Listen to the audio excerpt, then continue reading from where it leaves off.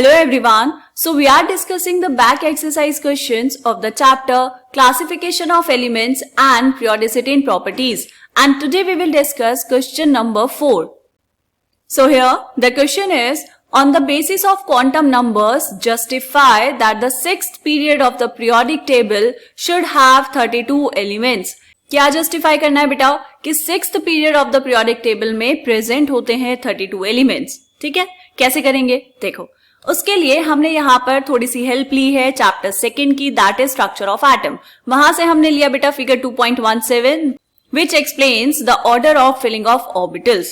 right? कौन सा principal है बेटा ये? This is Aufbau principle. इनको हमने अरेंज किया किस में? In the increasing order of their energies. तो यहां पर पहले हम देखेंगे बेटा, आपको बात करनी है sixth period of the periodic table.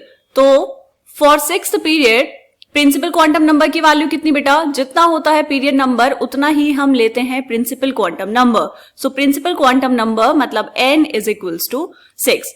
ठीक है. सो अगर n की वैल्यू 6 है तो फिलिंग कहां से स्टार्ट होगी बेटा? ऑर्बिटल्स की फिलिंग स्टार्ट होगी यहां से. पहले आएगा 6s, उसके बाद यहां से जाएंगे ऊपर, ये आएगा 4f, फिर 5d, फिर 6p, उसके बाद है बेटा 7s. अगर आप 7s में एंटर हो गए तो इसका मतलब है आप एंट्री ले चुके हैं 7th पीरियड में. वहां तो हमें नहीं जाना, हमें सिर्फ बात करनी है 6th पीरियड की. तो 6th पीरियड में ऑर्बिटल्स कौन कौन से प्रेजेंट है बेटा? 6s, 4f, 5d and 6p. इनको हम अरेंज करेंगे in the increasing order of their energies. तो एनर्जी किस ऑर्डर में होगी बेटा? यहां पर लिखेंगे energies of the orbitals which belongs to sixth period. कौन कौन होगा बेटा? पहले आएगा 6s. ये जो ऑर्डर यहां पर आया है ये एनर्जीज का ही ऑर्डर है. तो पहले आएगा 6s, उसके बाद 4f, देन 5d एंड उसके बाद 6p.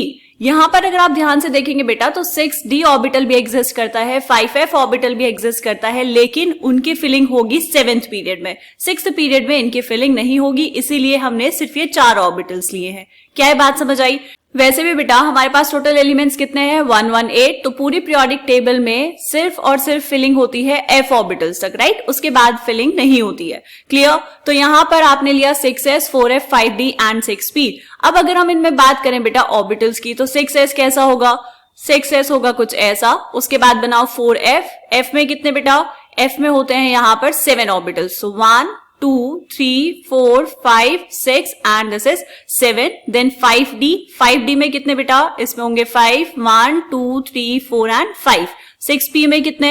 p ऑर्बिटल में होते हैं, p सब शेल में होते हैं 3 orbitals. Clear? Total number of orbitals लिखेंगे बेटा यहां पर. ये है 1, ये 7, ये है बेटा 5 एंड दिस इज 3. तो यहां पर आपने लिखा total number of orbitals.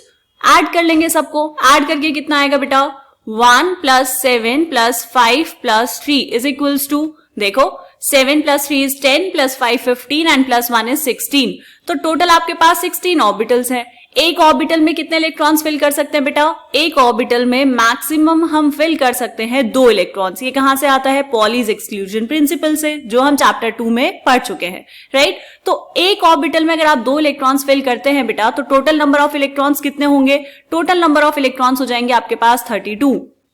So total number of electrons which can be filled in these orbitals, मतलब सिक्स्थ पीरियड वाले ऑर्बिटल्स में कितने हो जाएंगे बेटा? 16 into 2 is equals to 32. 32 electrons की फिलिंग आप कर सकते हैं. और जब आप चाहते हैं बेटा लेफ्ट टू राइट मतलब जब आप अक्रॉस अ पीरियड मूव करते हैं बेटा तो क्या होता है? एक एक इलेक्ट्रॉन एड अप होता रहता है सेम शेल में.